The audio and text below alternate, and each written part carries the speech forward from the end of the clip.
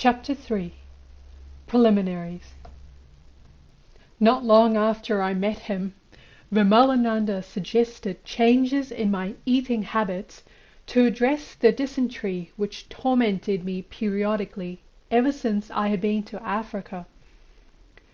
Once I had adjusted to a strict regimen limited primarily to milk, a diet which I was proud to share with the Maasai. I realized that his purposes were not limited to merely medical. One day, when he asked me how I was enjoying such fare, I replied, "Just fine, thank you, and not so hungry as I was before." He smiled knowingly. "Was that," I went on, "part of the plan?"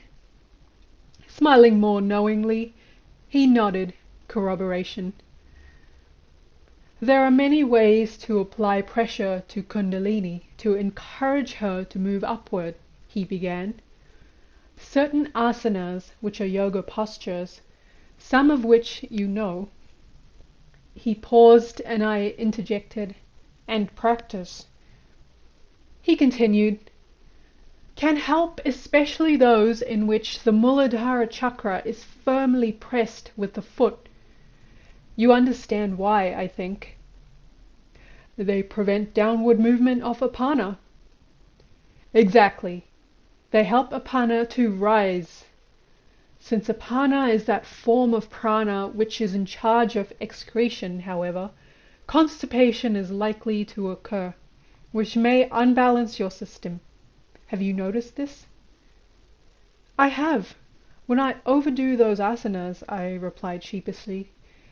He smiled again. "Yes, like me, you have a tendency to overdo things. To prevent disease, though, you must avoid anything that might aggravate apana while you are trying to make Kundalini rise, especially because of your history of dysentery. By reducing your food, you reduce the volume of urine and feces, and therefore limit the harmful effects of the constipation. By reducing or eliminating sex, you prevent the discharge of semen or vaginal fluid, both of which requires strong downward movement of apana." I was, at that time, sexually chaste.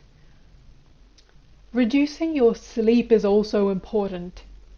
I had to learn the effects of sleeplessness when I was in training to become an Aghori. My guru sneered at me and said, 'You think you can stand the strain? Try it.' After 2 days without sleep, bandha koshta, the state of absolute constipation, began. I can't describe the agony. I started to bleed, and fissures developed. But I was obstinate and went beyond it. Ordinary Kundalini yoga is difficult enough, but an Aghori makes it even more intense. Do you know how you feel when you are full of lust? You can't wait to enjoy sex.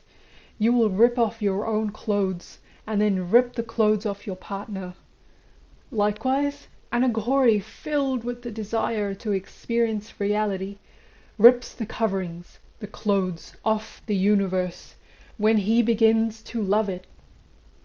If you really want to progress at Kundalini Yoga, you must forget your body, the thing which is clothing, and your consciousness.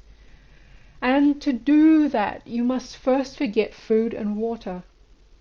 After 3 days without water, you begin to feel dizzy, your blood thickens, and so on. After 5 days, you begin to gasp, and unless you are really dedicated, you will decide you don't want to die, and you'll drink. Aghora is the fast, direct way, but it is too difficult for most people.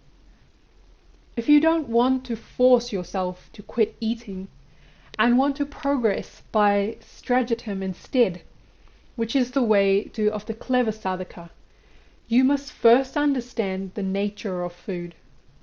To do this, you must first thoroughly understand the nature of the three coverings of the universe, which are the three gunas, the six tastes, and the five great elements. The six tastes are within the body, not outside. Have they taught you this yet in the Ayurvedic college? They have alluded to it. Oh, they have alluded to it, have they? Anyway, if you want to do without food and drink entirely and live only on air, you must manufacture all the tastes within the body. Then there is no need to take them from outside.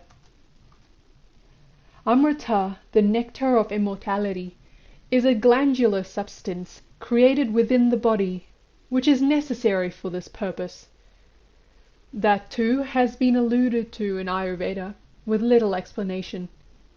We exist only because of the three gunas, sattva, rajas, and tamas.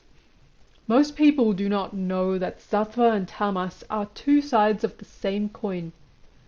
Sattva is amrita, which is the essence of the fire element. The amrita is in your head. This glandular substance is a physical manifestation of pure sattva. Tamas is visha, deadly poison, which is the essence of water element. The metabolic toxins in your body poison both it and your mind. When you remove the bad qualities from poison, it becomes nectar. And if you add bad qualities to nectar, it will become poison. Ayurveda is full of examples of how poisonous plants and minerals can be used for medicine, and of how improperly used medicines act as poisons. I believe I am correct? Yes, you are. Rajas is the bridge between the two. Rajas can transmute tamas into sattva, and it can degrade sattva into tamas.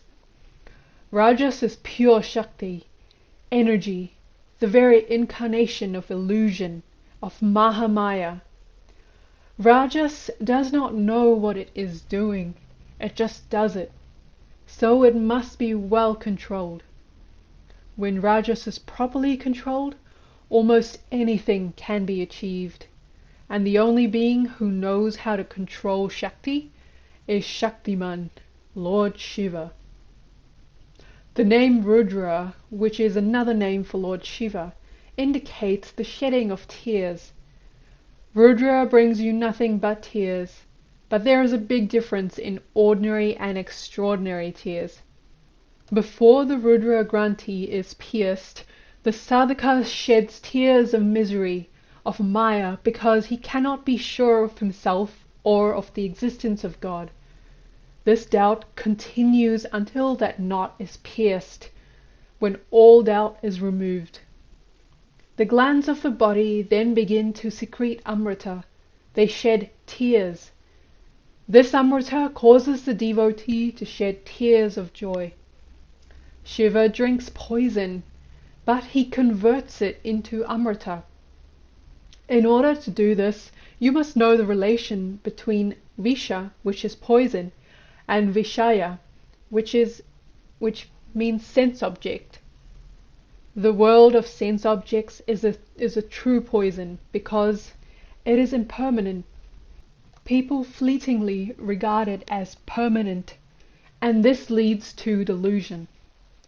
During sex, for instance, a man feels, "Oh, what bliss I am enjoying," but suddenly, emission. Then he realizes, no, it is no longer there. His dream construction of heaven has evaporated. Everything Shiva takes in is converted into amrita, which is called amrita because it is permanent, not transitory. And that is why it is connected only with Lord Shiva. Who is your real self, your soul? As long as you are in the world, your consciousness is connected with sense objects. It is the state of transience, of ignorance. Only when you come to Shiva can you find amrita. To obtain Amrita, the grace of your Guru is also necessary. At the very end, when you are just on the threshold of progress. It is like a Rishi's goat sacrifice.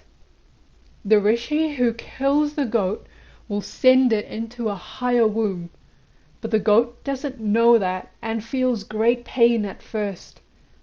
The sadhaka who wants to do without food also suffers, but a good guru is relentless and finally the Amrita is obtained. The disciple goes beyond food and becomes a siddha, an immortal. Which of course was a secret ambition of mine at the time, as Vimalananda knew. I listened more carefully. This is the fast way of doing things, but even if the disciple is not tough enough to become an Aghori and do fast and terrible sadhanas, he can still learn to do without food. First, the Guru will allow the boy to eat whatever he likes for a short time. When his major cravings have been placated, his diet will be restricted. Naturally, the boy will still occasionally feel hungry in spite of himself. Since this is not his fault, the Guru will make him fall asleep, even for a few moments when this happens. The disciple will be overpowered with an irresistible urge to sleep, and the sleep will make him forget his hunger. Here he threw me such a mischievous sidelong glance that I burst out laughing. I have been long notorious for dozing off in any position, but during this stage in my life it had become almost a daily affair, and observers had been kidding me about it. So he was behind it all. Vimalananda began to chuckle too, and then continued as soon as the mirth died away. A hungry man usually cannot sleep. Hunger and sleep are opposites, and opposites can be very useful. After a few days of occasionally uncontrollable sleep, the disciple's system will adjust to the new diet. He will continue at that plateau for a while until he is completely established in it, and then there will be further restrictions and further periods of adjustment. Finally, the goal is reached. I couldn't resist. Am I going to be falling asleep at lunchtime for several years now? It might take that long, you know. Success at this method is still far off, for you or anyone else, especially nowadays during Kali Yuga, when almost all our prana comes from food. There is another way. You continue to eat, but you lose all your taste for food. This is the way of Aghora. Actually, to do this, you must lose your taste for all sense objects, because sense objects can disturb your consciousness. Because we are living in Kali Yuga, the age in which almost all of our prana comes from food, you cannot expect your mind to be pure if your food is impure. Your consciousness is a chemical phenomenon which exists at the mercy of the chemical composition of your diet. The food you eat can definitely disturb your sadhana. So can the water you drink and the air you breathe. This is why Tantra lays such stress on the purification of the elements that make up your body. Even if you have to start out with materials which are polluted by the desires and attachments of others, you can still use them safely after they have been purged of all these negative influences. This is why an Aghori can use either sewage or Ganges water for his rituals. He converts both into the same pure substance. How else do you think Telang Swami could dare to worship Kashi Vishwanatha with his own urine and feces? Good question. Vimalananda had already told me some stories about Telang Swami, the pride of Benares. Some of these appear in Aghora, the original book. Other things besides food affect us, I suppose. Everything affects us. Take my Roshni. She is very lucky to be able to wear my mother's bangles.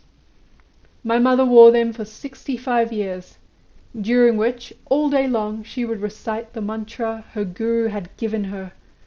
It is no wonder that Roshni's mind has become so clear since she began to wear them. Since bangles are worn on the wrist where certain important nadis are present. If I were to make Roshni wear her own mother's bangles, you would see in a few days' time how her mind would become prejudiced and dull. I would caution you, therefore, not to wear any jewelry unless you know its antecedents. Point taken. Of course, the fact that the bangles are gold has some effect, doesn't it? I mean, if they had been made of steel, she would not have got the same result, would she? No, he replied. They would have had a very different effect.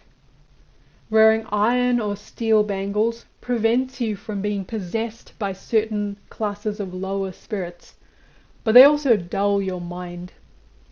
Anything you wear will affect your consciousness according to the innate qualities of the material it is composed of. But more important than the ornament itself are the vibrations attached to it. My mother recited mantras all day long, and the vibrations of those mantras penetrated her bangles through and through. That is why her bangles are valuable, not because they are made out of gold. They would be valuable if they were made out of clay. This goes for any ornament, any article of clothing, anything that you use. But the effect is more for our food, because the food goes inside you and becomes part of you. And that also applies to the place where food is grown. Did you know that the very ground on which Bombay is built is cursed?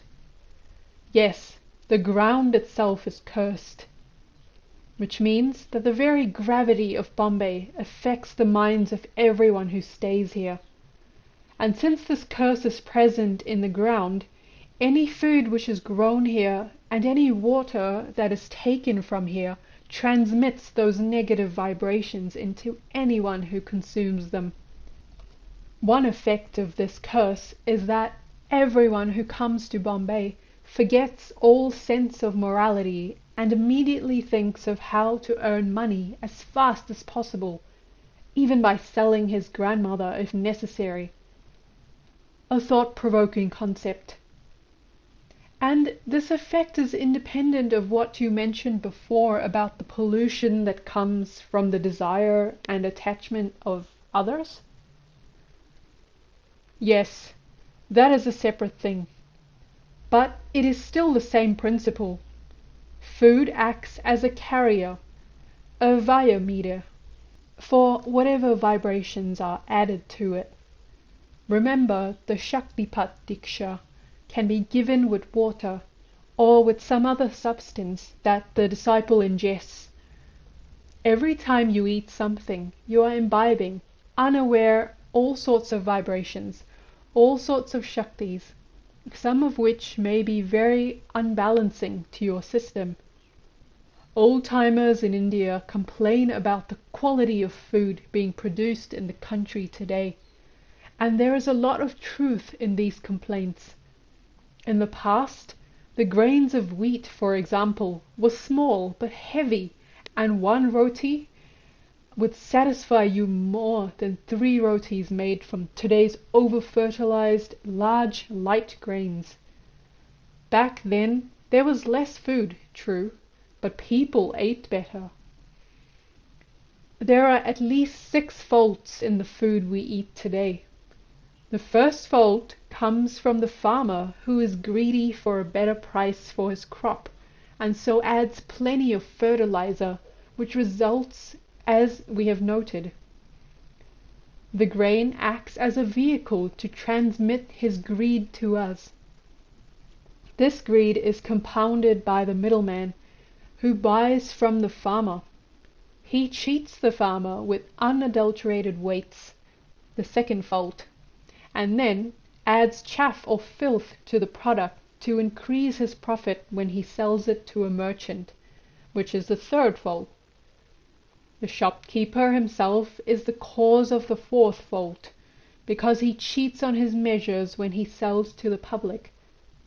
The fifth fault comes from the cook, who is in a hurry to go do something else, and so does not approach the food with the proper reverence. Eating home-cooked food is still better than eating in a restaurant, though. A restaurant cook is a paid hireling who cares nothing whatever about your health. If he is angry with his boss for low wages, no one knows what he may add to your food. The sixth fault occurs when the eater of the food forgets to offer thanksgiving to the creator of the food before it is eaten. With all these faults, it is any wonder that food is no longer as nourishing as it once was. This is the effect of Kali Yuga. This was a new idea to me, the idea that one's thoughts and desires project onto and stick to one's possessions, or the things one wants to possess. I did not quite understand why this should be so characteristic of Kali Yuga, but I knew Vimalananda would tell me about it eventually if I simply expressed the thought, so I did not interrupt his soliloquy. I always prefer simple food, he went on, because you can taste it, or even look at it, and very easily know exactly what the cook was thinking about when he or she was cooking it. So you immediately have some idea what is going on in the household, because those thoughts are carried to you through the vehicle of the food. This is why it is so important to be choosy about whose food you are willing to share. You don't want nasty thoughts ruining your own consciousness, do you? Definitely not, if you are trying to perform some sadhana. This is one reason why it is generally best to be vegetarian if you want to do any serious sadhana. It makes your mind much clearer. The violence involved in killing animals gets transmitted to your consciousness when you eat their flesh. People who want to justify the murder of animals say, "But plants are alive too. Don't you kill and eat them?" To which I answer, yes, they are alive, and they feel pain when they are chopped for the pot. Whenever I hold a cabbage in my hand, I think, "Oh Ma, now I'm going to cut you. Don't worry, it won't hurt for long, and I will take care of you." I had to smile, for I had seen him doing this so many times that I had also taken up the habit. Vimalananda's ready love and compassion for all things, even empty matchboxes and flaking paint, was so natural, so real, and so sincere that it was difficult not to follow his example. The point is that the plants have less power of expression than animals, so less karma is involved in eating them. The curse that they give you for eating them is milder than the curse an animal gives you for killing it. Another problem with meat eating is that meat is flesh, after all, and when you make your Jatara Agni identify with flesh in order to digest it, you encourage your Ahamkara to self-identify more strongly with your own flesh, which will not help you in disentangling Kundalini from her bindings. Plants, at least, provide less for Ahamkara to self-identify with. Yes, meat is sometimes used in the tantric ritual known as Panchamakara sadhana, but that is something different altogether. What is it? It's something else entirely, which I will tell you about later. For now, think about food. The best way to avoid all the negative influences in our food is to do without it altogether. To do this, you must proceed stepwise. First, you become a vegetarian. Then you limit yourself to roots and fruits. Then to milk alone. Milk is freely offered by the cow, and it transmits some of her maternal love to the drinker. This is the real reason yogis like to drink milk. Eventually you move on to water alone, and finally to air. Those who live on air alone get their prana directly from the atmosphere. They do not use their mouths to eat. They eat with every pore of their bodies. But it is essential for them to get sunlight, just as it is for plants. Oh, another reason why the Rishis worship the sun, I hazarded. Yes, a Rishi does Dietary and exists on the energy of the sun alone. But that is too far ahead. Ordinary people like you and me must eat. And now I'm hungry, so let's eat. Vimalananda always preferred to cook his own food, to protect the purity of his consciousness. His food was always cooked to perfection, light and easy to digest, and a feast for the eyes as well as the stomach. Before long, I was spending quite a lot of time in the kitchen. Soon he began to teach me to cook in his own unique style, although because of my dietary restrictions, only rarely did I eat anything that he or I cooked. Several of his officious friends made wailing noises about how hungry poor Robbie must be. But I liked dairy products and did not miss eating ordinary food very much. Vimalananda would sometimes tell me, after such a busybody had left, "Such people go out of their way to show how much they care for you, but they don't really care. This is just a ploy to make you think more highly of them. It's all superficial, just a sophisticated frothy bubble." I knew he was right, so I ignored them and continued to relish my culinary duties. One afternoon after tea, when the topic turned again to food and its faults, and I asked again how to prevent them from affecting me, hoping for a new angle on the subject, Vimalananda launched into an explanation of how to purify the 5 great elements that make up the body. Characteristically, he began by considering the most extreme of the purification methods, Panchamakara. As soon as he mentioned Panchamakara, my ears awakened, for he had referred to me obliquely on more than one occasion, without elaborating, knowing that I would be especially attentive when he did finally explain it to me. You know, the whole purpose of Tantra is to free us from all the limitations. The world is full of negative influences that limit our consciousness, and one of the greatest of these limitations is that of the 5 great elements which make up the universe. If you can purify these elements within you, you can free yourself from the influence, and then your Kundalini will be free to rise unimpeded. As I've told you before, Buddha Shuddhi is the essence of Tantra. All puja, which is ritual worship, is really Buddha Shuddhi, and it is impossible to worship Shakti unless you use representatives of the 5 elements in some form or another to help purify those elements.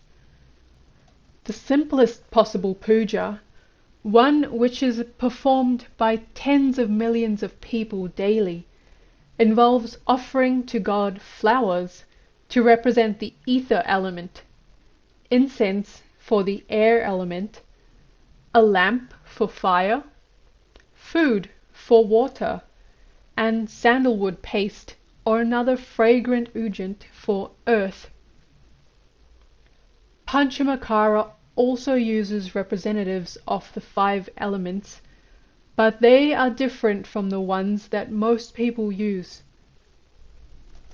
Panchamakara means the 5 M's: Mamsa, Matsya, Mudra, Madira, and Maithuna.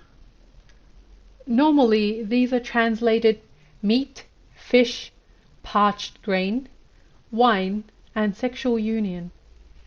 And one of the reasons Tantra has a bad name today is that people have read or heard about this ritual and believe that you must be a drunken, carnivorous libertine in order to be a tantric. Ha!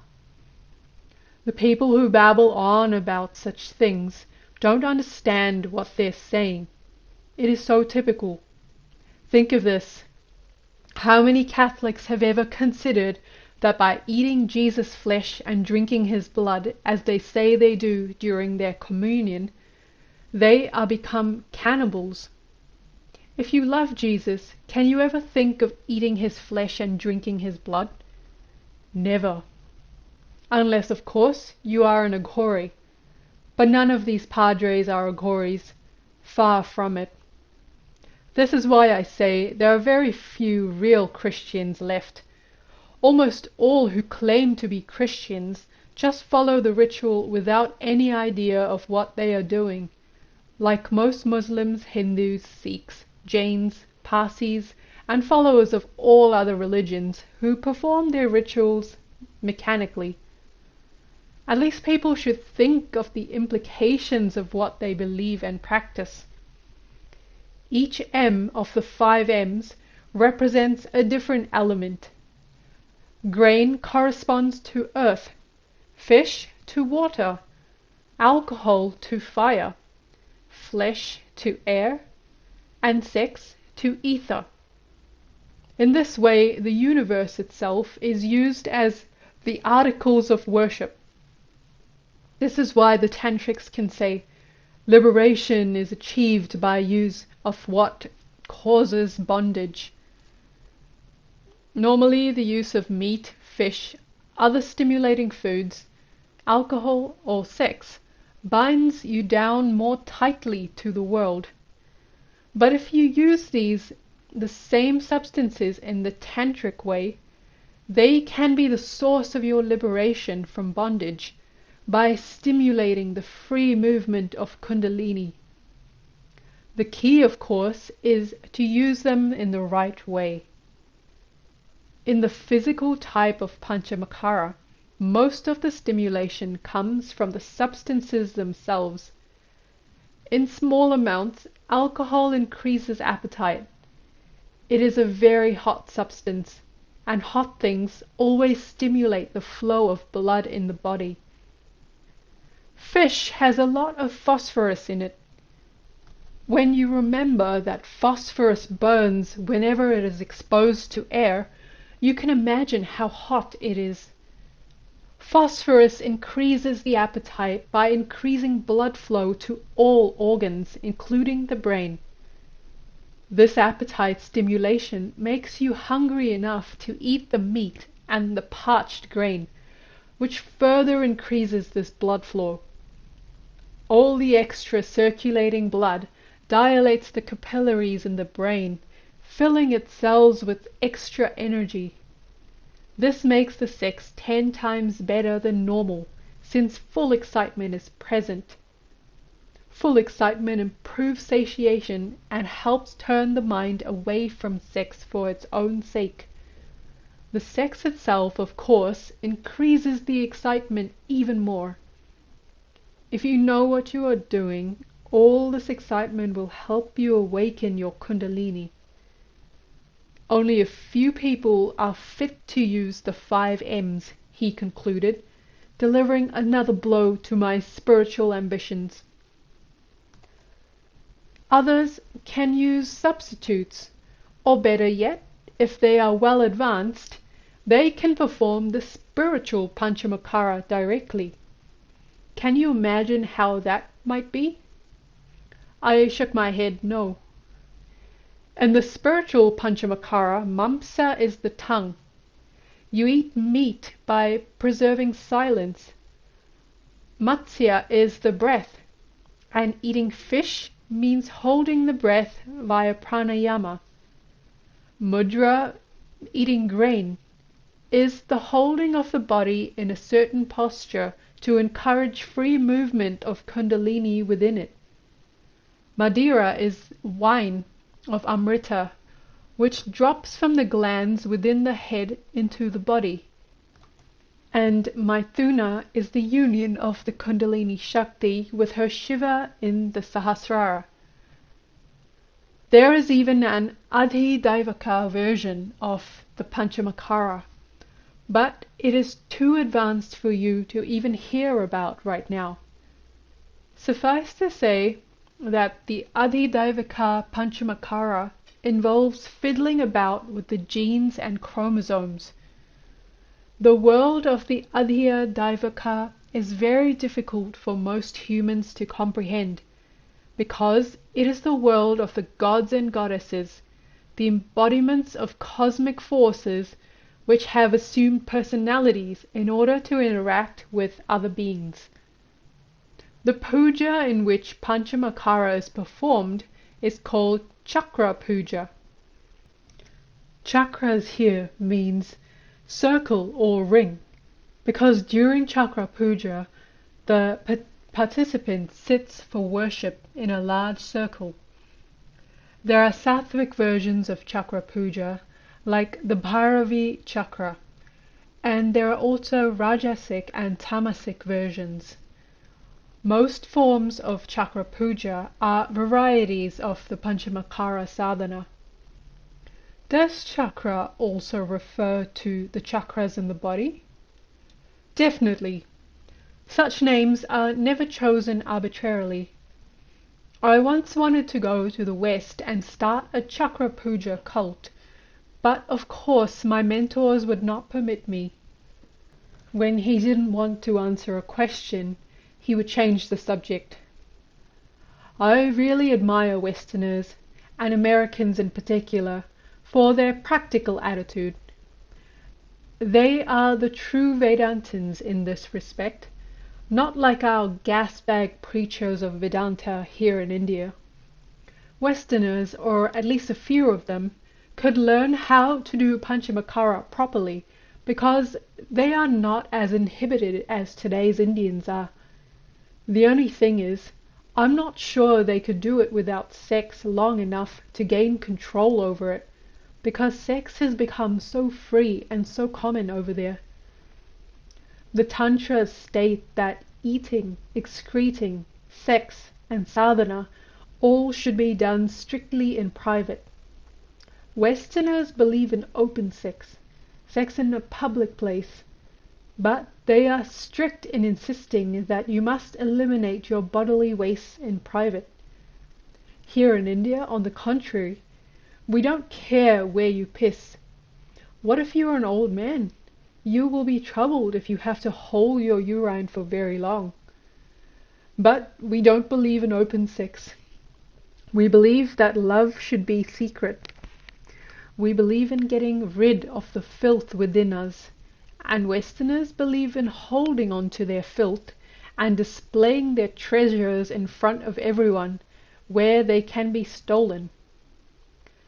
That was going too far, but I knew he was exaggerating for effect, so I let it pass. The only way to progress, at least in the beginning, is to throw sex out completely. Forget even the existence of sex, and you will be able to make progress. Otherwise, you will always be yielding to temptation, mentally if not physically. This is why most sadhakas who experiment with sexual sadhanas before they have become really firm inside succeed only in dissipating themselves. Sexual sadhana is one thing, and ordinary sex quite another. Ordinary sex and sadhana just don't mix. If you try to both raise Kundalini and continue with ordinary sex at the same time, you may develop a ravenous appetite for sex. I still believe that the best way to deal with the problem is to ignore the opposite sex in the beginning, until your consciousness is firm. Until I was in my 20s, I never had anything to do with girls. I was a wrestler, and wrestlers are supposed to shun sex. Once I was going to have a bout with a wrestler named Imam Baks, So I went to an old man to get suggestions as to how to fight him. As soon as the old man saw me, he said, "This boy has never even seen a vagina, much less used one. How will Imam Bakhsh be able to fight him?" And in fact, I had no trouble defeating Imam Bakhsh when I did fight him. The old man could say this because he knew that before you get caught up in the sex business, you are completely innocent, and if you set your mind to something, you can easily achieve it without distraction. But once you see a vulva, or a penis if you are female, it has such a queer effect on your mind that sometimes for no reason at all, you will remember it and your concentration will be broken. This is true of everyone, not just you and me. Even a rishi as powerful as Vimalananda fell prey to the Apsaras. The Apsaras are dancing girls in the court of Indra, the king of the gods. Famous for their bewitching beauty, they are powerful beings whom Indra sometimes sends down to earth to delude sadhus into sexual excesses. Vishwamrita has been meditating with perfect concentration for 10,000 years when one day the Apsaras Menaka strolled by. Suddenly a gust of wind blew away the flimsy diaphanous garment she was wearing, exposing her full, firm, voluptuous body to his gaze. Without warning, Vishwamrita's eyes led him to stray, and he was overwhelmed with lust. He took Menaka aside to fornicate. Their sexual embrace lasted for thousands of years, until one day Vishwamrita told her, "O beautiful woman, it has been pleasant dallying with you here for these hours, but now I must prepare myself for the evening worship." She told him, "What are you saying, Maharaj? That afternoon when we first met was centuries ago. Here is our daughter Shantukala." As Vishwamrita suddenly realized the depth of the Maya into which he had fallen, Menaka slipped quietly away, knowing how potent a Rishi's curse can be. Any fool can tell the story, but how many can or will explain its esoteric meaning? Indra means Indriya, sense organ. Indra is lord of the senses, and Apsaras, in the esoteric sense, is a particular mode of movement of prana in a particular nadi, which causes you to suddenly become sexually excited for no reason at all. Once prana starts to move in that nadi, it is hell to remove it. Vishwamrita's mind never really recovered fully from being shaken by Menaka, and he eventually married again. There was no need for him to marry. He had been a king in his youth, and had plenty of wives, whom he had all given up for sadhana. But after renouncing sex, and then being reminded of women, he could never quite forget them again. Forgetting sex is really a chore. What about Indra himself? He is described as having 1,000 eyes, but did you know that those 1,000 eyes were once vulvas? He was burdened with 1,000 vaginas because he seduced Ahalya, the wife of Gautama Rishi. Indra allowed his consciousness to be dragged away by his sense organs, and was cursed by Gautama as a result.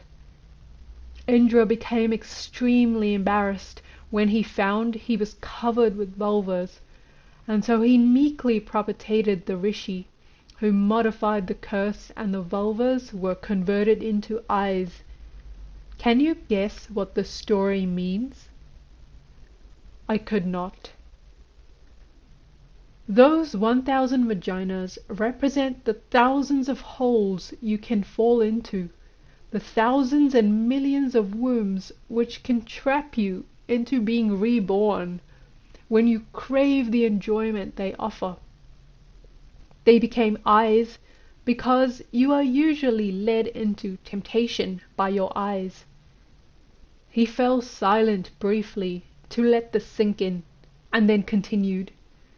This tendency to be tempted into sense pleasures has been with us from the very beginning, of course, but it is much, much stronger during Kali Yuga. You have probably heard about the 4 Yugas? I had. The 4 Yugas are the 4 ages through which the world passes over and over again. Each one lasts for so many thousands or millions of years. Kali Yuga, our current age, is supposed to last for 432,000 years. Are these real calculations, or are these numbers mainly significant numerologically?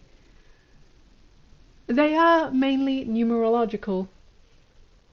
Joseph Campbell found that while the number 432, 4 times 108, is numerologically significant in Indian, Norse, Babylonian, and Jewish myth, it is also significant in the world of physics. 432 results when one divides the 25,920 years in one cycle of zodiac progression by 60. A heart beating 60 times a minute beats 86,400 times a day. 864 divided by 2 equals 432.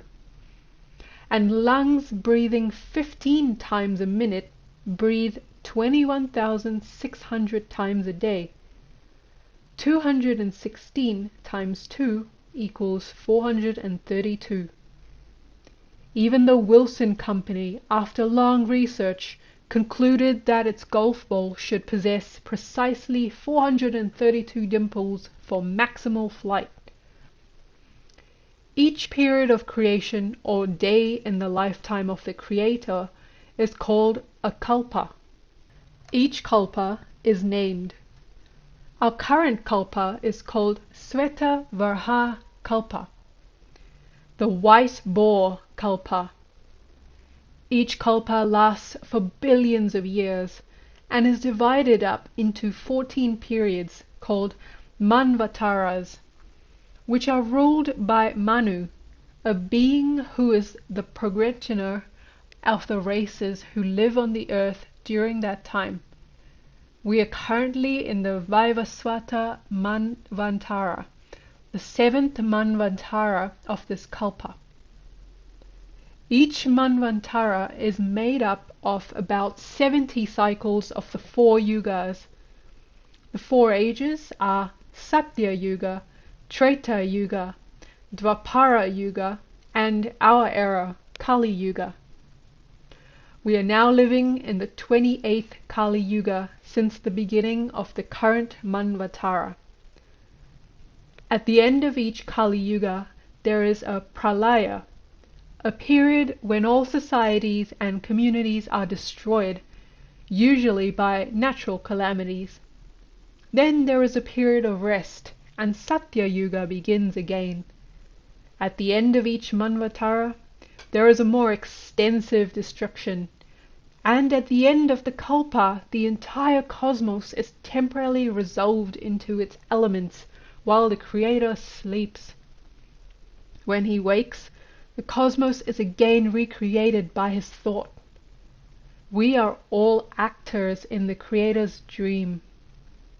At the end of the Creator's life, even he is resolved into the Absolute. And although he is currently in the second half of his life, there is no need for concern, since he will die trillions of our years in the future. Even after he dies, another Creator will eventually be born, and the cycle will continue. Creation and destruction, destruction and creation. Time marches on. The influence of the time in which we live affects both our desire for God and our ability to fulfill this desire. As long as you are mortal, you are subject to time, and you will be molded by whatever yuga you take birth in. In Satya Yuga, which lasts at least 4 times as long as our present age, people have at least 4 times as much righteousness as they do today. There is nothing like religion during Satya Yuga. Everyone worships by identifying the individual self with the universal soul. During Satya Yuga, which is also known as Krita Yuga, people obtain everything they need by power of will. There is no disease, no discord, and nothing to interfere with your sadhana. In Treta Yuga, 1/4 of this righteousness is lost. Sacrifices begin, and people get what they want through sacrifice. Then, in Dwapara Yuga, another 1/4 of righteousness disappears, and plenty of diseases and calamities arise, and so penances become necessary. People in Dwapara Yuga achieve their desires thanks to their austerities. Now, in Kali Yuga, only 1/4 of the normal amount of righteousness remains, or maybe less, considering what I see going on in the world today. Everything is in flux and always changing, and you are likely to get contrary effects from any religious rituals you perform. But the texts say that Kali Yuga is the best of all ages because it is the age in which everyone, regardless of caste or karma, can realize God. The problem is, most people are so overcome by Maya that they have no desire to know God. Kali Yuga eventually develops into the Aghora, meaning terrible Kali Yuga, when things get really bad in the world, at which point the gutters are overflowing with filth. Nature then cleans out the gutters by whatever means she sees fit to use, and Satya Yuga begins again. These yugas seem to be some sort of cosmic seasons, I interjected. Yes, they are, and just as each season has its own characteristics, so does each yuga. Even the types of beings which predominate in the universe differ according to yuga. During Satya Yuga, the Devas, meaning literally the shining ones, have a chance to exhibit their play. The Devas or Asuras are what most people call gods. They are very high ethereal beings who like to help humans out if we request their help in the proper manner. They have an excess of sattva in their natures, so they are very benevolent beings, but they are not pure sattva, because we find that they are always getting into trouble in some way or another. Not only that, they are complacent. Once they have achieved something, they try to hold on to it. They don't want to progress further. Complacency is a characteristic of tamas. Because of their complacency, they're always getting conquered by the asuras. The asuras, meaning anti-suras, are also highly evolved spiritual beings, but they are jealous and selfish. They are creatures of tamas. They are eternally plotting wars against the devas to challenge them for dominion of the universe. But they also possess some sattva. If they didn't, they could never get the idea to perform penance. And they can perform terrific penances, austerities, which the devas could never dream of doing. Unfortunately, when they obtain Shakti as a result of these austerities, they always misuse it. For example, they have learned how to control the minds of other beings. If they were to use this power for good, They could be very beneficial to the universe, but they only use it to delude. There is a big difference between Sattvic intellect and Tamasic intellect, between the intellect of the Devas and that of the Asuras. A Sattvic man who has an animal looks on it as a living toy and watches it enjoy its life. An Asura who has a Tamasic intellect looks at such a toy and wants to crush it, kill it, and eat it. An ordinary American will look at a cow and think, sirloin, steak. But an ordinary Indian will look at a cow and the way she feeds her calf and licks it clean and think, mother. Asuras have no use for that type of love. They are not fools, they are knaves. What does one do with a knave? You tell me. A fool one can forgive, but a knave? Better just leave him and let him continue as he is. Why bother? Would it be fair to say that Sura means Su, good, plus Ra, the bija mantra for the fire element, and that the Devas have good fire while the Asuras, the non-Suras, have bad fire? That is exactly what I just said. The Devas have Sattvic intellect. Their Bhuta Agni is strong, and they are not so dedicated to the physical existence as are the Asuras, whose Jatara Agni is strong, and whose brains are filled with tamas. Asuras direct most of their energy into their bodies, not their consciousness. Which is why we don't worship the Asuras, I added helpfully. There are some people who worship the Asuras, but they usually regret it in the end. Couldn't the universe have done without them and only had altruistic gods? You can't have the one without the other. If only Devas existed, the universe would stagnate and nothing would ever change, because the Devas believe in the status quo and change only when the Asuras force them to change. Asuras believe in change. They're always willing to try something new, whereas the gods are stuck where they have always been.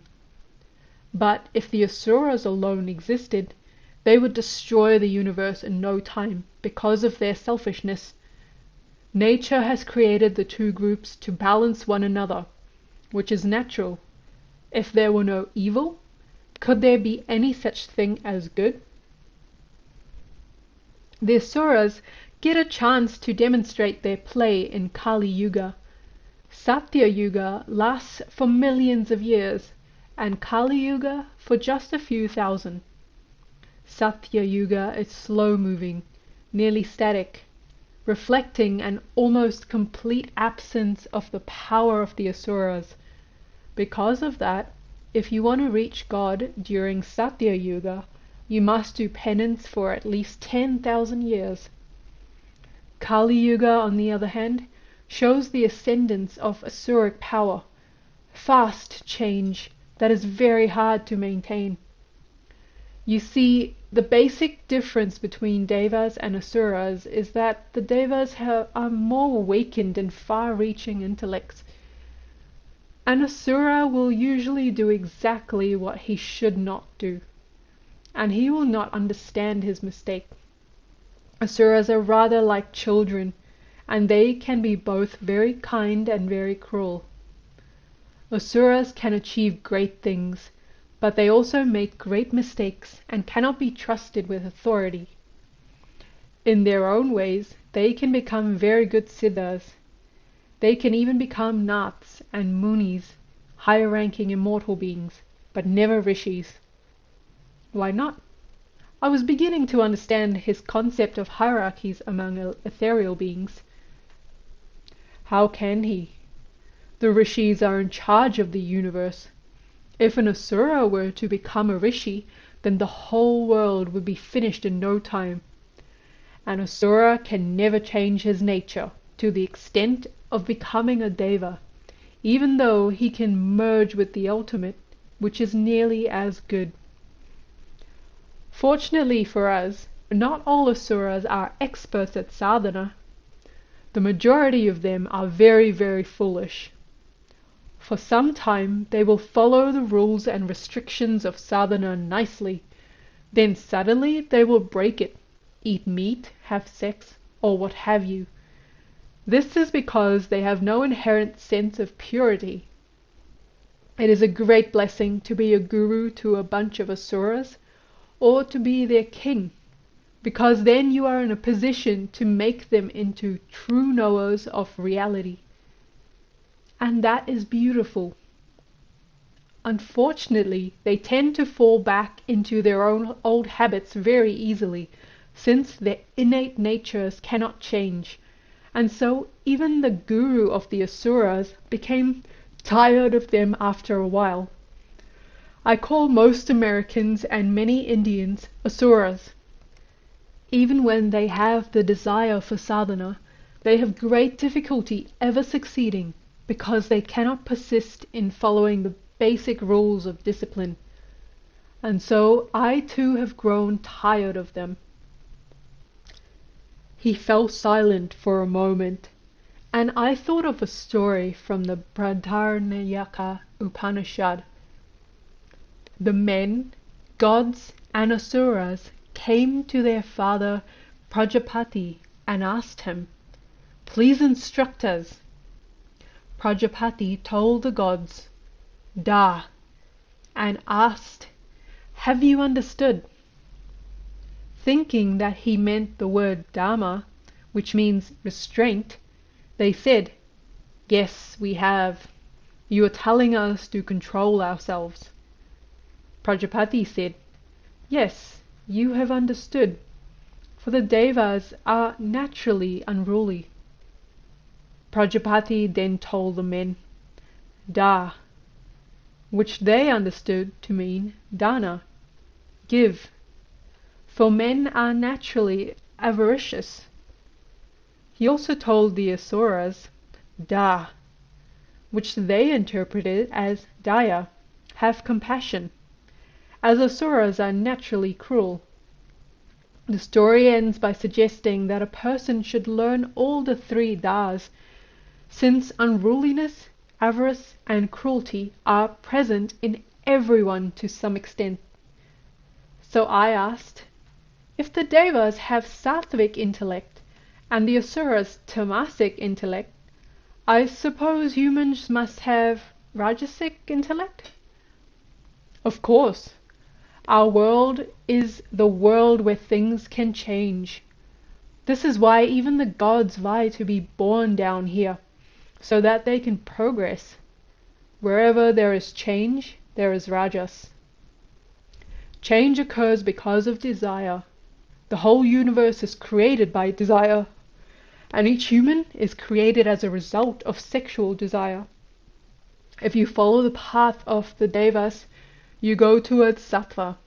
If you follow the asuras, you develop more and more tamas. This is all on the cosmic level. On the microcosmic level, your own personal devas are your good thoughts, your unselfish thoughts. Every selfish thought and attitude that you have are your asuras. We say that the asuras are so good at sadhana because most people who have selfish reasons for doing sadhana, who believe they will profit from it somehow, are really enthusiastic about doing it. Can everything that has been written about the Devas and the Asuras be interpreted internally? Everything. I will give you some specific examples about the Devas and Asuras another day. Right now, though, let us concentrate on the Yugas and their esoteric meaning, one thing at a time. Most people who talk about the 4 Yugas do not realize that they also exist inside each of us, in our heads. Satya Yuga is the mind itself. Treta Yuga is formed by the 3 eyes, the 2 physical eyes and the hidden 3rd eye. Treta means the 3rd. Dwapara Yuga is represented by the two nostrils. Dwapara comes from the Sanskrit word meaning two. Kali Yuga is the mouth. Now see why this is so. In Satya Yuga, the perfect mental age, no one bothers to talk because all communication is telepathic. Everything is mental in that age. There is no need to use any of the sense organs. People eat mentally, taking in prana, the life force, directly with their minds. Even reproduction is mental. In Satya Yuga, a man can look at a woman with such intense affection that she will conceive. Or he can make her conceive merely by wiping the sweat off his forehead and giving it to her. Such is the tremendous mental power available in those days that people can even create beings without bothering to use the womb. In Treta Yuga, Trataka is performed. Trataka is a form of meditation in which one stares fixedly at an object. If done properly, Trataka can open the third eye. In Treta Yuga, people use Trataka to obtain prana from the sun.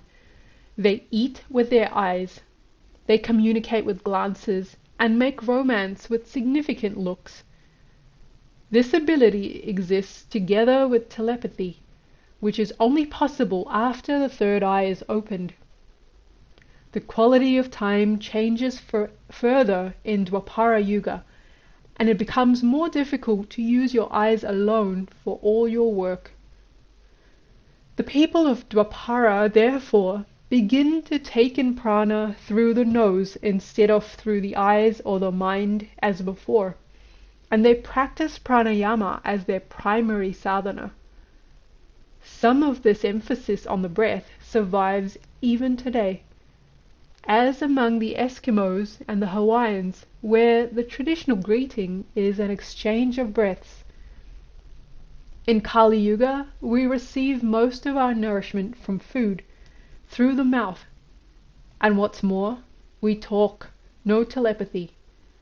And that is why they say that in Kali Yuga, the best penance is repetition of the name of God, because it controls everything we do with our mouths, and purifies the prana we take in.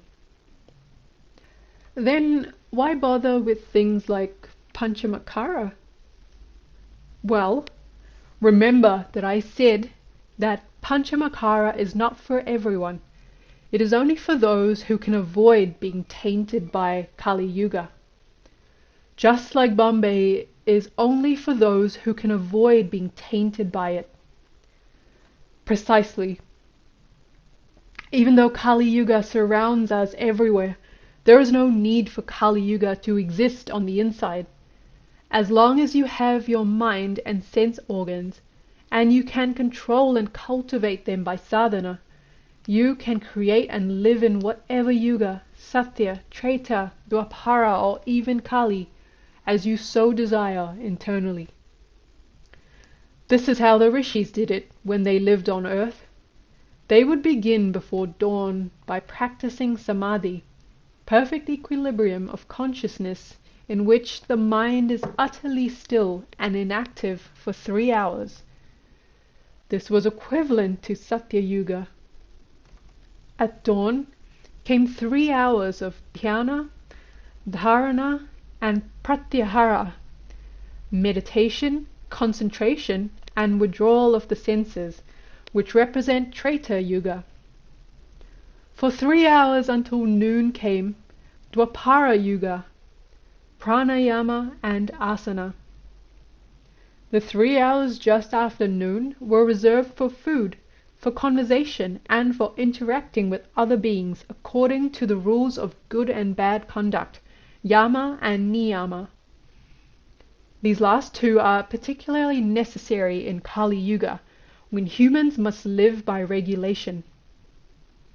At the evening twilight, the Rishi would perform certain rituals, and after night fell, he would take another meal, enjoy sexual intercourse, and sleep, all of which belong to Kali Yuga.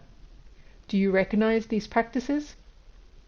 The 8 limbs of the ashtanga, meaning 8-limbed, yoga of Patanjali, are those very 8 practices in reverse order: yama, niyama, asana, pranayama, pratyahara, dharana, dhyana, samadhi. Since he had already made clear to me his belief that Patanjali's method, as it is commonly taught today, is not appropriate for Kali Yuga, he was now stressing that he respected it when implemented in the proper way at the proper time. We who are not Rishis may not be able to perfectly imitate their lives, but we can learn from their examples. We must begin where we are, in Kali Yuga, and work our way back to Satya Yuga. The first step is to learn yama, external disciplines. Do you know the 5 yamas Patanjali mentions in his Yoga Sutras? Oops. Non-violence, truth-speaking, refraining from theft, sexual continence, or if you are married, monogamy, and non-covetousness. After you establish these disciplines to prevent bad habits, then you must introduce good habits, which are collectively called Niyama. Patanjali's 5 Niyamas are purity of the body, mind and spirit, contentment with whatever one possesses, penance, study and recitation of sacred scriptures, and devotion to God. Niyama is a very meaningful word. Ni represents constraint or control. Take the ni away from niyama, and what do you have left? Yama, life's essential restraints. Yama is also one of the names of death, which means that if you take the control away from your sadhana, you're heading for failure. No matter how hungry a lion may be, he will never stoop to eating grass. He's a meat eater, and he will eat meat and nothing else, or he will die. It should be the same way for you. When you follow your niyama, you should follow it strictly. If one day you cannot get the food you are permitted to eat, it is better to starve that day than break the rules. Ultimately, you will find that it was all worth it. I nodded thoughtfully. It made visceral sense to me. Do you know the story of Nachiketas? Yes. His father performed a sacrifice in which he gave away as alms old, lean, hungry cows. Nachiketas was grieved by his father's miserliness and asked him sadly, "Father, to whom are you going to give me?" His father flew into a rage at his son's seeming impertinence and replied, "I give you to Yama." I paused to let him pick up the thread and tell the rest of it. I loved to hear him talk. Yes, when he heard this, Nachiketas did not wait to be collected. He walked all the way to Yama's abode. Yama, who drags souls off to the afterworld, was out doing his work, and Nachiketas had to sit alone on the doorstep of Yama's home for 3 days and 3 nights without any food or water. When Yama finally did return home, he was amazed that a human could have located his house. Then he became concerned about the bad karma involved in forcing a small Brahmana boy to suffer from hunger and thirst for 3 days. A guest is equal to God after all. In recompense, Yama offered to grant 3 boons, one for each day that Nachiketas had to wait. For his first boon, Nachiketas requested that his father should be pleased with him. His second boon was for the secrets of the fire which leads to heaven. Yama granted both these boons readily. The third boon was, tell me the truth of the identity of the self. By asking for this, Nachiketas was really asking the god of death, who are you? Tell me your nature. Yama knew that to answer such a question would be equivalent to giving Nachiketas full knowledge of birth and death, so he offered the boy all sorts of material benefits if he would withdraw it. But Nachiketas stood firm, however, saying, all that you have promised me is useless, because my sense organs are feeble, and my life is limited, and will someday end. I have requested my boon. Finally Yama had to answer the question, realizing that Nachiketas was a fit pupil. As a result of what he learned, Nachiketas became immortal. Many people know the story, but few ever ask the obvious question. When Yama is able to take thousands of people and millions of animals every day all over the world, how is it that he could not even locate one little boy for 3 whole days? The answer is very simple. Nachiketas was following Niyama. Anyone whose Niyama is strong is always protected. Yama can never come to such a person. Nachiketas was practicing a particular type of sadhana to the exclusion of all others. That was his Niyama, and he stuck to it. When you break your Niyama, it loses its first syllable, and then you once again become prey to Yama. That's not all there is to the story, is there? There must be some deep esoteric meaning to it. Of course there is. But he had no intention of talking about it at that moment. The hardest sadhanas and niyamas are often the simplest. The Aghora sadhana, for example, is easy to describe, but very, very difficult to practice. Aghora means python. You know about pythons. They don't eat very often. If a python eats a big meal today, it may not eat again for days or even weeks. Whenever it is not eating, it lies around peacefully, totally inert. In the Aghora sadhana, you become just like a python. You are not allowed to move from where you lie. All your appetites for food, sleep, sex, whatever, have to go. You must lose all desire to eat. You are only allowed to eat when someone comes to you and takes pity on you and puts food in your mouth. And even then, you can accept only what is offered without asking for anything more. Does this sound simple and easy to you? Oh no. Aghoris go even further. They learn not only not to move, like pythons, they learn how to melt their bones, so they cannot move even if they want to. Of course, such drastic niyamas are far away from most of us, because we have to allot a good portion of our attention just to remain in one piece.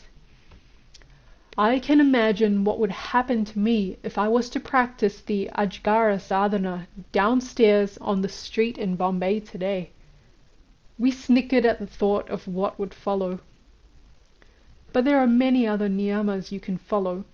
For example, since today we are living in an age in which everyone you meet is ready to cheat you in some way or another, learning not to cheat in return is a fine niyama. What about our Dabbawalas? They practice a true niyama, a niyama that is practical for today. They are an amazing illustration of the power of niyama. What about them? The Dabbawalas are men who bring home hot-cooked lunches to hundreds of thousands of workers in Bombay every day. Each morning they carry long racks of neatly stacked metal lunch pails by train from the suburbs to downtown Bombay, and then tote them on their heads from office to office, distributing them to their owners.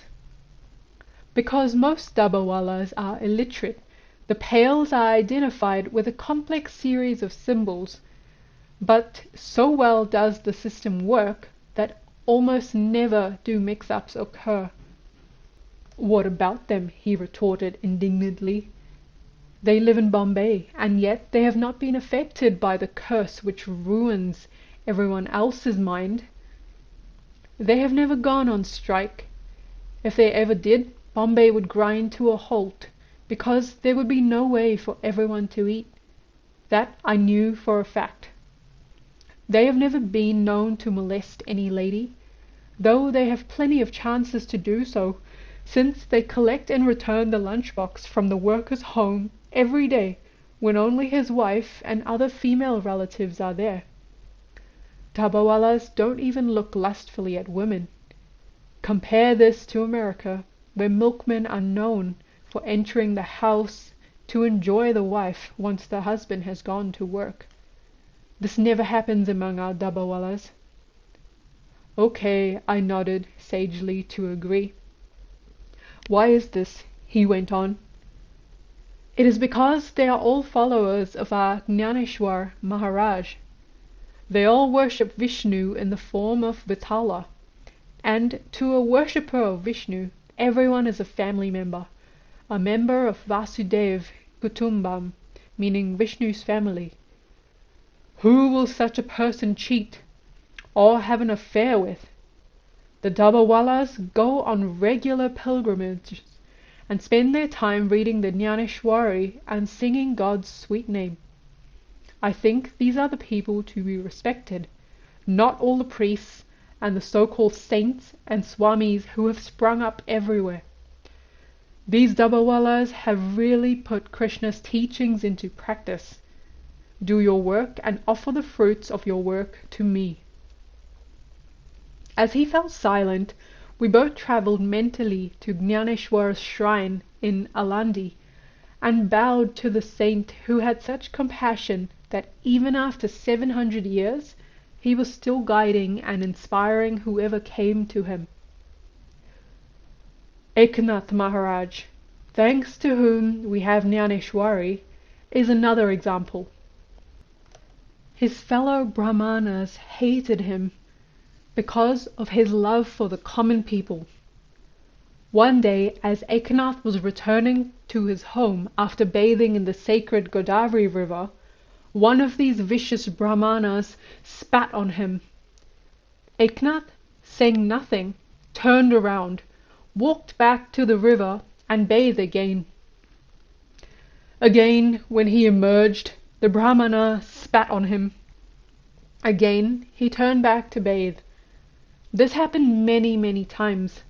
Some versions of this story say it happened as many as 100 times. It went on until finally the spitter realized Eknath's greatness and fell at his feet begging for forgiveness. But Eknath said, "My friend, I think that I should thank you, because it is thanks to you that I have had the blessings of bathing so many times in the sacred Godavari." Eknath's control over his temper was something superb, the product of a powerful Niyama. To dedicate yourself never to become angry, no matter what the provocation, is a terrific Niyama, one which is not easy to keep. Although such control is essential nowadays in Kali Yuga, it is very hard to achieve unless you have help like I do. I used to be a real firebrand. Now, thanks to my mentors, I have cooled down considerably. Around here, I think I need it. I knew exactly what he meant. Although I have lived with Roshni's family for many years, Roshni's mother has never changed. She will not change, no matter what you tell her. If her mind was directed to God, she would never have been able to do unique sadhanas, but it is impossible. I have tried for decades, but I have had to give up. I am tired. The Ramayana says that you should always live near someone you can't get along with, because they will help you remember God. And this lady certainly does help me remember God. You know very well that often I will expect that the preparations for lunch will be ready for me by a certain time. But when I ask, I find that she has forgotten something. It happens time and time again, and when I ask her about it, all she will say is, "I forgot." Then what can I say?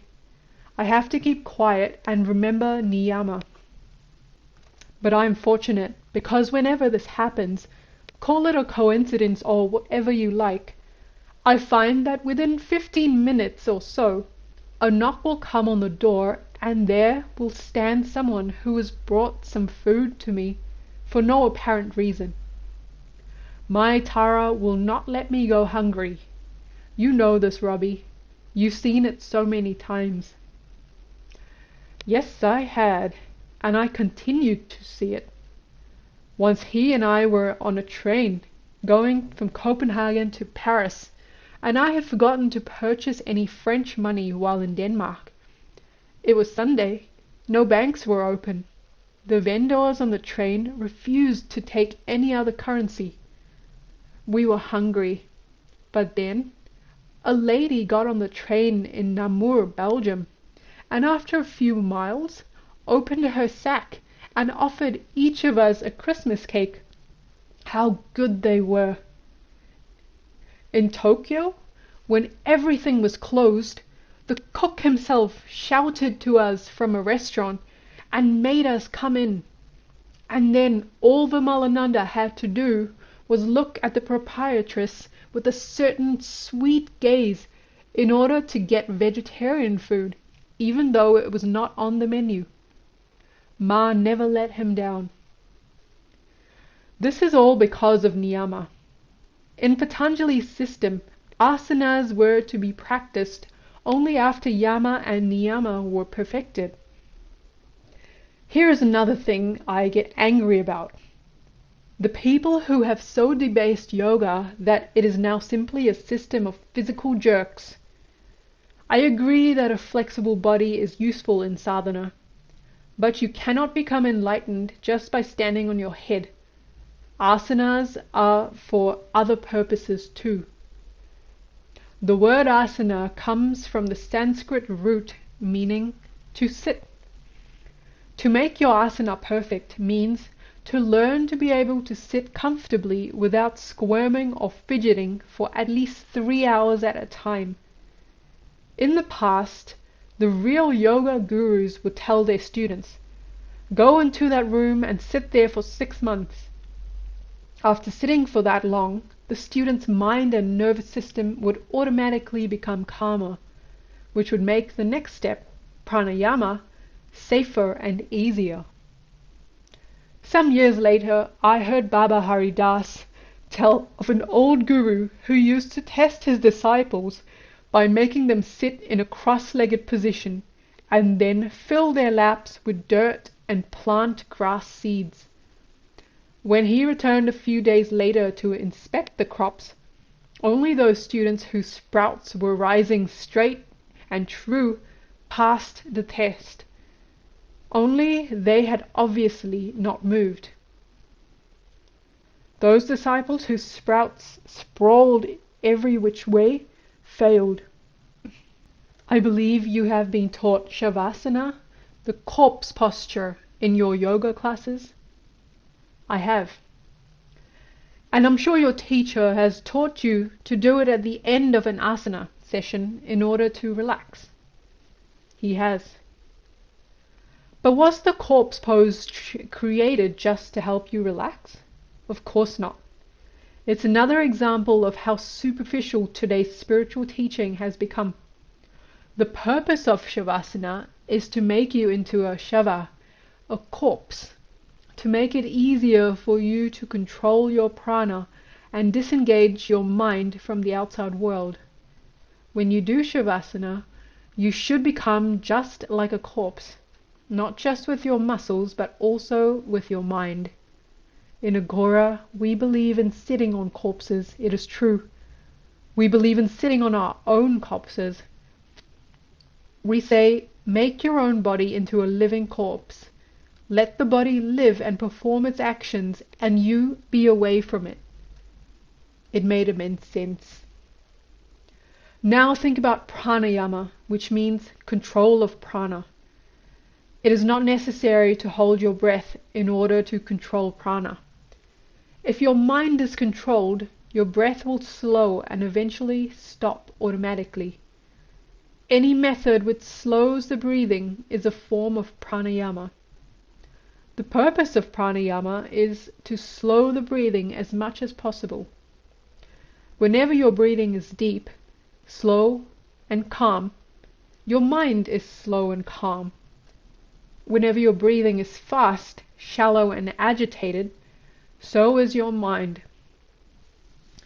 After pranayama comes pratyahara, which is detachment, withdrawal of the senses from their objects. The senses like to eat things, to take in impressions from the outside world. Pratyahara, which can also be interpreted to mean against eating, occurs when the calmed mind stops craving sensory pleasures.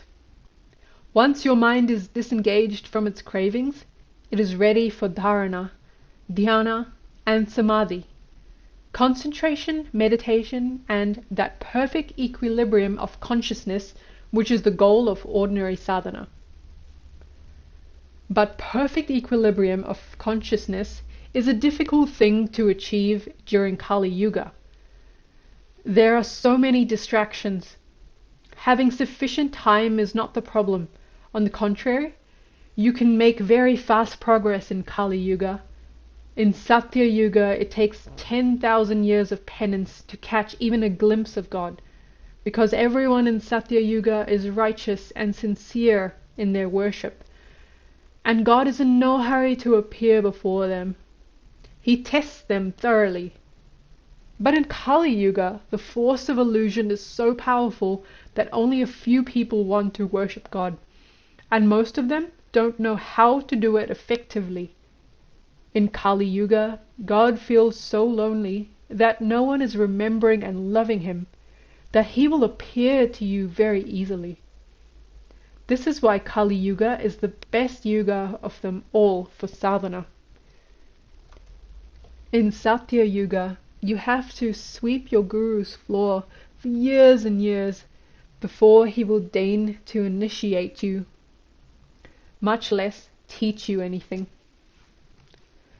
Another reference to my situation. I did appreciate his willingness to spend time to teach me, and I could not claim to be a worthy student. In fact, Kali Yuga is the time when all the experts in all fields are writing books and selling their knowledge, begging people to take it away from them. For just a pittance, you can obtain knowledge that they have worked a lifetime for, and you don't even have to steal it from them. Read, Robbie, read. Keep on reading. You can never learn enough, because there are always new things to learn. Just remember that learning is also a form of Maya. It is very valuable, no doubt, but you can still become attached to it, just as you can to any form of Maya. The force of Maya is so strong during Kali Yuga that it is easy to get caught up in learning and forget to do anything with what you learn. This is where Niyama comes in. As long as you make everything you do a sadhana, as long as you direct all your energy to achieving your goal, you will only want to learn those things which will help your progress, and you will use them to improve your sadhana. If you want to practice Tantra sadhanas, you have to start with an unshakable niyama.